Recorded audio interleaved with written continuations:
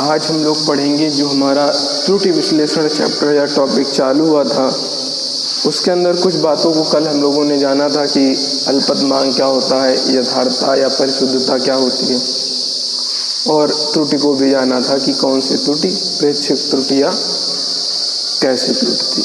तो आज हम लोगों को आगे पढ़ना है माध्य निरपेक्ष त्रुटि। क्या पढ़ना है? माध्य निरपेक्ष त्रुटि। आपको समांतर माध्य निकालना तो बहुत ही अच्छी तरीके से सिखाया गया होगा हाई स्कूल के अंदर। उन्हीं त्रुटियों के हम लोग समांतर माध्य निकाल लेते हैं। तो जब निरपेक्ष और लिखा है निरपेक्ष त्रुटि, तो माध्य किसका लेंगे हम लोग? निरपेक्ष त्रुटि का। तो समांतर माध्य ले लेंगे निरपेक्ष त्रुटि का, और जो निकल के आएगा उसे ही हम लोग क्या कह देते थे? माध्य निरपेक्ष त्रुटि। क्या है इसके अंदर? देखिए, किसी भौतिक राशि के मापन में सभी निरपेक्ष त्रुटियों के समांतर माध्य को माध्य निरपेक्ष त्रुटि कहते हैं। सभी निरपेक्ष त्रुटियों के समांतर माध्य को माध्य निरपेक्ष त्रुटि कहते हैं।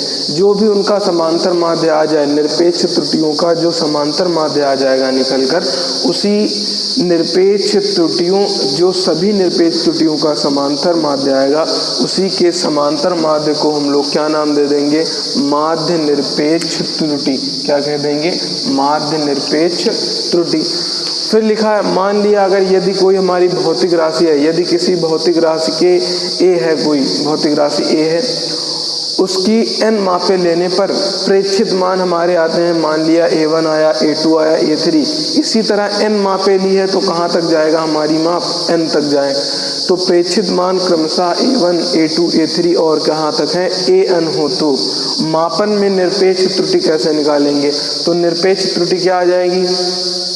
कहा था निरपेक्ष त्रुटि को निकालते थे हम लोग दोनों का अंतर करके। तो हमारी ये थी वास्तविक वाली भौतिक राशि मानी थी, और प्रेक्षित मान आ रहा है इतना, तो दोनों का अंतर ले लिया। अगर डेल्टा A1 ले लें निरपेक्ष त्रुटि, तो A में से वास्तविक में से घटा देंगे किसको? प्रेक्षित वाली। और प्रेक्षित आई कितनी है? A1। निरपेक्ष त्रुटि बराबर हम लोगों ने कल की वीडियो के अंदर पढ़ा था, वास्तविक मान माइनस यानी अंतर करते थे किसका? निरपेक्षित त्रुटि का, प्रेक्षित मान का।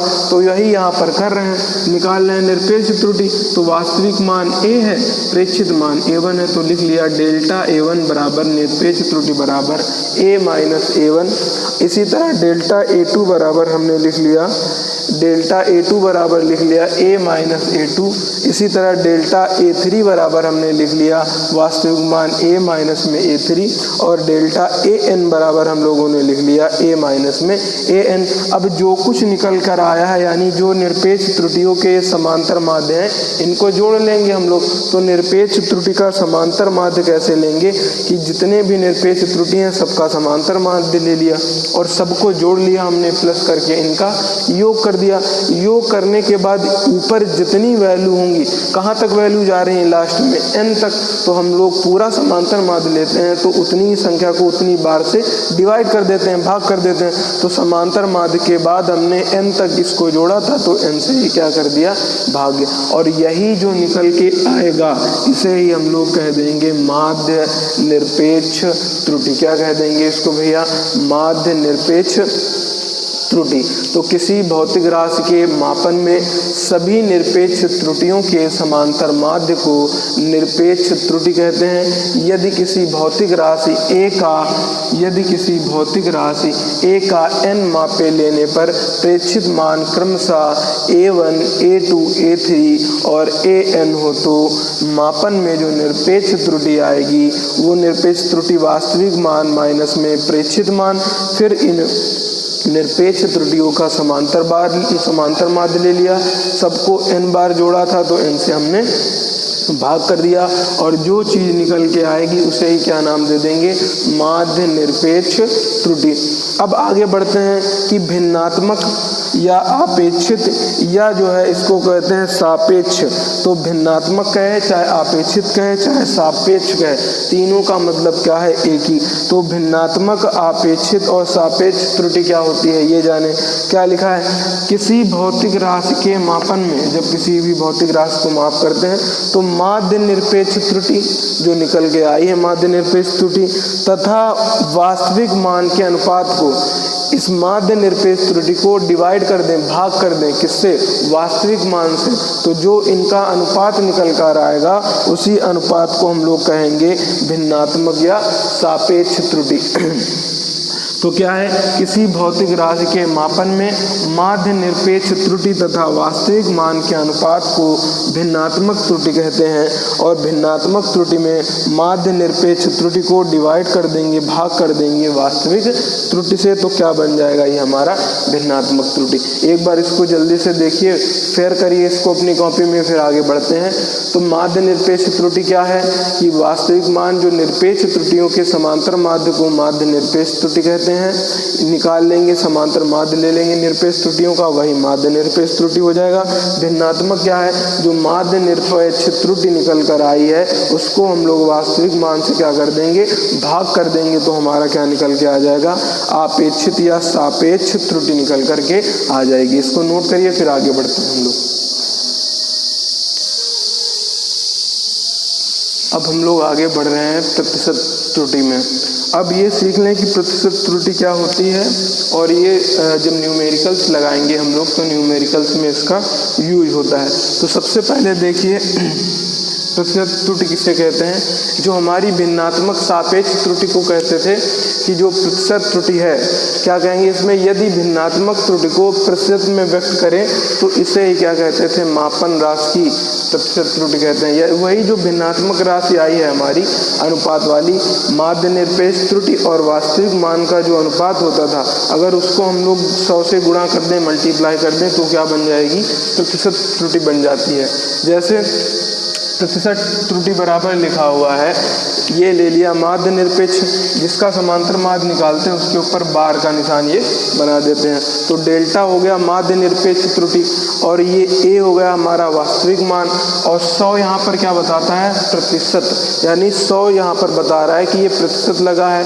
भिन्नात्मक, ये पूरी वैल्यू हो गई हमारी भिन्नात्मक त्रुटि, सापेक्ष त्रुटि, 100 से मल्टीप्लाई कर दिया तो ये बन गई हमारी प्रतिशत त्रुटि। जैसे अगर मान लें यदि कोई माप x है, यानी x हमारा वास्तविक मान है, और इसमें डेल्टा x हो अगर हमारी वो माध्य निरपेक्ष त्रुटि या त्रुटि, तो प्रतिशत त्रुटि क्या हो जाएगी, डेल्टा x, ये गड़बड़ी है, वास्तविक ये, तो वास्तविक नीचे और गुणे कर दिया 100। याद रखना वास्तविक मान हमेशा कहाँ रहेगा, डिवाइड में रहेगा, बटे में रहेगा। तो ये बात हो गई। फिर प्रतिशत त्रुटि कैसे निकालेंगे, अगर मापक यंत्र के अल्पत मांग के कारण प्रतिशत त्रुटि निकालना है। कोई हमारा मापक यंत्र है और उस मापक यंत्र के अल्पत मांग के कारण हमें अगर प्रतिशत त्रुटि निकालना है, तो ये ली गई माप कह लो चाहे वास्तविक माप कह लो, तो प्रतिशत त्रुटि बराबर क्या हो जाएगा, जो अल्पत मांग निकल कर आया है वो, और ली गई जो माप है उसको डिवाइड करने के बाद हम लोग मल्टीप्लाई कर देंगे 100 से, तो उस मापक यंत्र की प्रतिशत त्रुटि निकल करके आ जाएगी।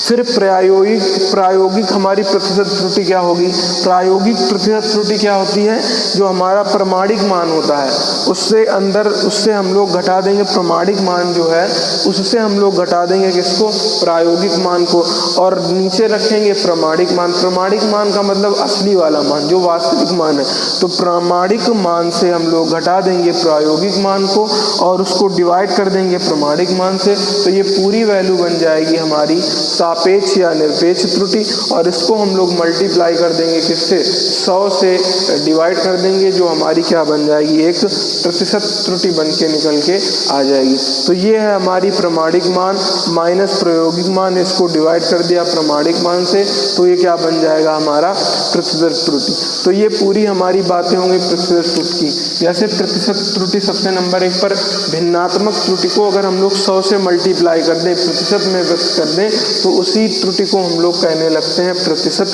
त्रुटि।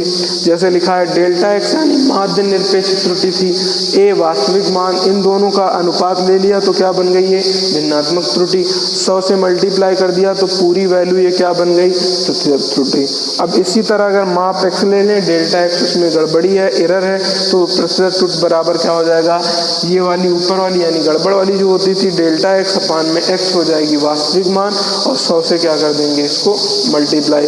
अगर कह रहा है यदि मापक यंत्र के कारण हो जाए अल्पतमांक की वजह से, तो प्रतिशत त्रुटि कैसे निकालेंगे, अल्पतमांक को डिवाइड करेंगे ली गई माप से और 100 से क्या कर देंगे मल्टीप्लाई, तो हमारी प्रतिशत त्रुटि निकल के आ जाएगी। इसी तरह प्रायोगिक प्रतिशत त्रुटि क्या है, प्रमाणिक मान से हम लोग घटा देंगे किसको, प्रायोगिक मान को, और डिवाइड कर देंगे प्रमाणिक मान तो, और 100 से क्या कर देंगे मल्टीप्लाई, तो यही हमारी प्रायोगिक प्रतिशत त्रुटि निकल करके आ जाएगी।